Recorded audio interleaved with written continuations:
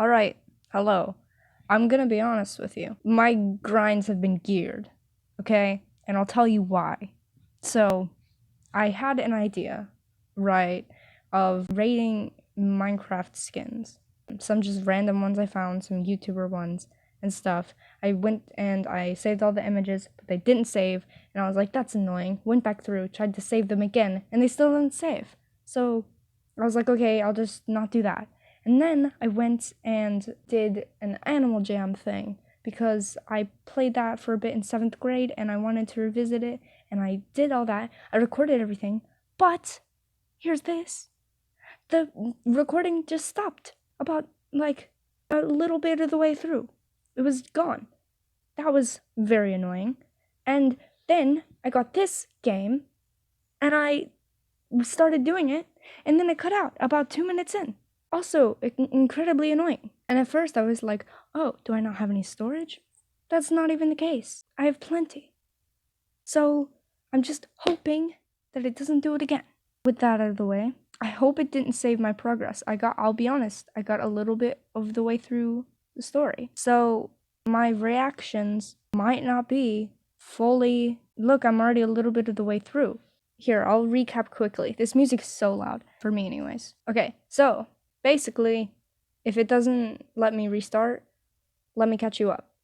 I have a mentor master guy named Azra. We have a British accent, and we are going away, and we want to know how we're gonna do out there in the world. And Azra gifted us some tarot cards, I think. Azra's a fortune teller. Yeah? And we're looking through the tarot cards now. I got this game. This really isn't the type of game I play, and also it's in, portrait mode.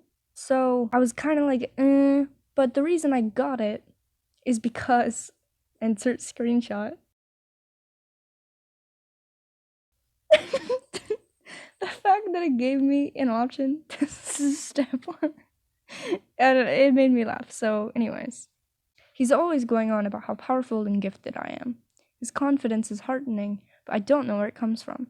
When we sit down, something brushes my ankle, smooth and cool. Is it my dick? Oh. He reaches down from his chair and holds out his hand. A long purple serpent, well, that's your mom calls it anyway, winds her way up his arm. She flicks her tongue at me. It's Faust, Azra's familiar. She's pleased to see me, I think. If we're all here, let's begin. I shuffle the deck. His gaze follows the cards as they slip through my fingers. This one. An owl. The High Priestess. Azra leans close, expectant. And what is she telling you? Is she speaking to you now? When the cards speak to me, it isn't in any human tongue. Bad news. My tongue is human. Nonetheless, when my mind is clear, the answer comes to me. You've forsaken her. I have. Yes, you've pushed her away and buried her voice. Azra frowns but says nothing, waiting for me to continue. She calls out, but she won't listen. Master, if you ignore her... Oh, a sharp knocking startles all three of us. I just hit my hand. Alright. A customer? At this hour? I don't know what hour it is. Did we forget to put out the lantern again? Just as well. I can't stay any longer. Azra gathers up his things to leave. I wonder where he's going this time, and what he'll bring back. But I know better than to ask him. He never answers. Well then, take care of yourself, Mr. Radish. He still has something to say, but won't say it. Until we meet again. Oh, sick outfit. He parts the curtain soundlessly and slips out the back door.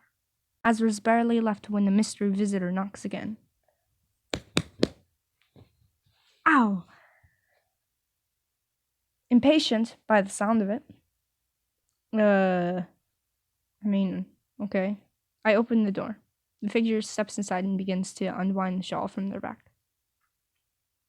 Forgive me for the hour. but I will not suffer another sleepless night. Do we own like an inn?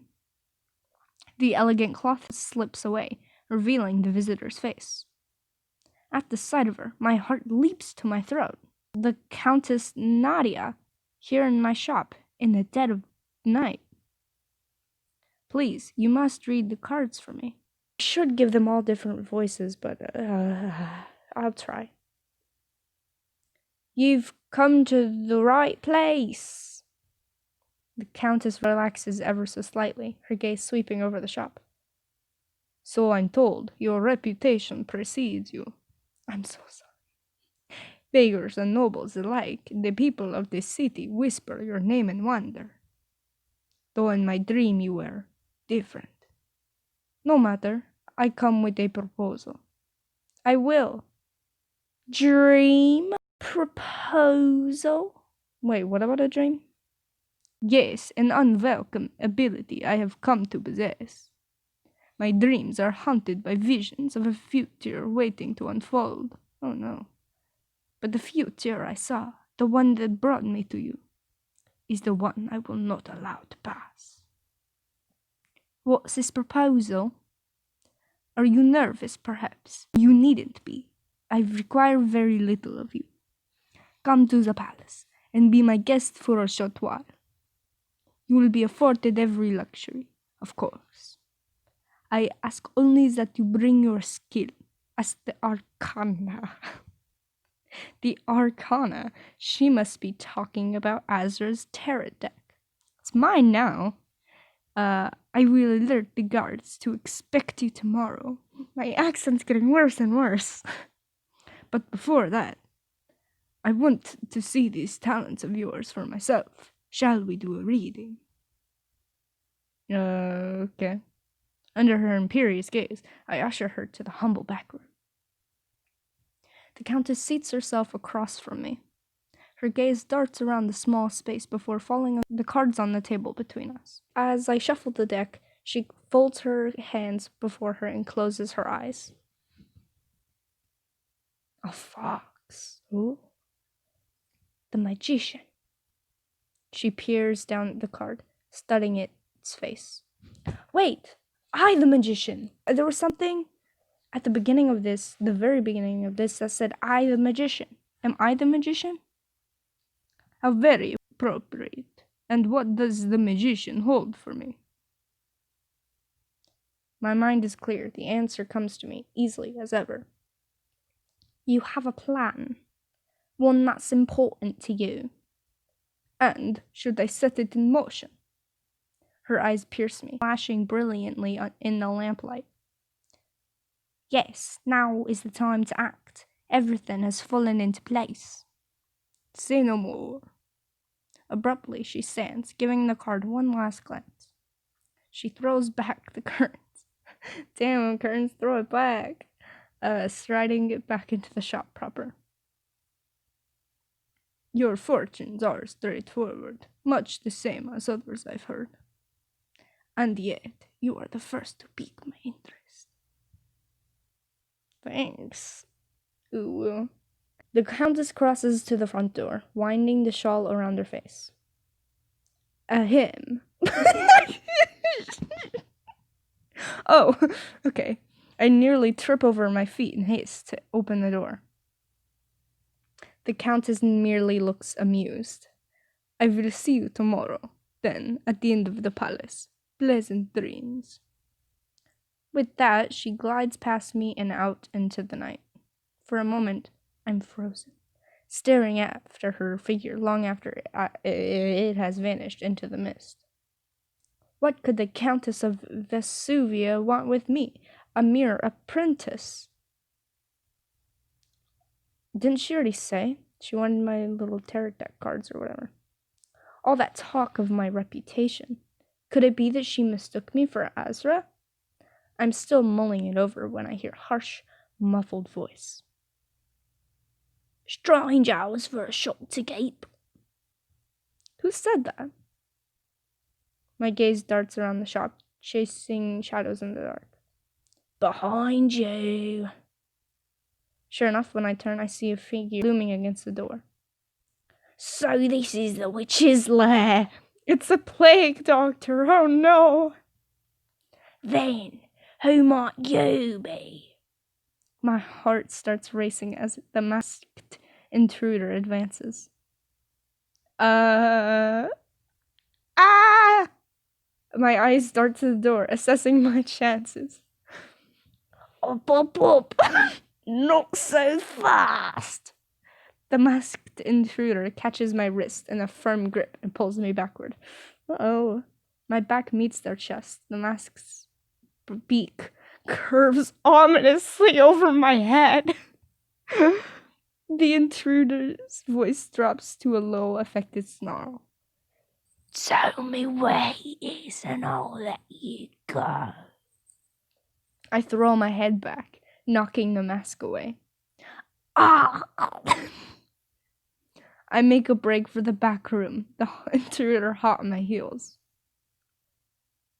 But I'm barely across the threshold when he catches up to me. You're a slippery one. Christ. As he looms between me and the back door, I take in his features for the first time. I know his face. I've seen it on the wanted posters all over the city. Whoa. But his name eludes me. Quickly now, where is the witch? I glare up at him as I try to catch my breath. Are we the witch? Master Azra is gone. Obviously. Where to? I shake my head. Why is he so interested in Azra? He's gone on another journey. He didn't tell me where. I see. Well, if you don't know, and I don't know, why don't we ask your magic cards? Huh? This is where you do your fortune telling, isn't it? He drops himself into the reading chair, looming over the table. Go on, no need to be shy. I don't know your name. My name? For your reading, I need to know your name. Oh, I am. Right. The fact that this obviously wanted person is willing to just give me his name after I already know his face is boggling to me, just for some little tarot card reading. Oh my. Yes, of course. You can call me Julian. Hesitantly, I take my seat, his eyes tracking my every move. Death Horse. It has a mask! As soon as the card is flipped, my mind starts racing. Death. Uh-oh. The card whispers to me, but before I can understand it, Julian interrupts. Is Azra dead? Death. Yes, what we just said. Death! Yes, that's what we just said! He barks with uncontrollable laughter. He turns away from me and the cards, raising his eyes to the heavens. Death cast her glaze on this wretch and turned away.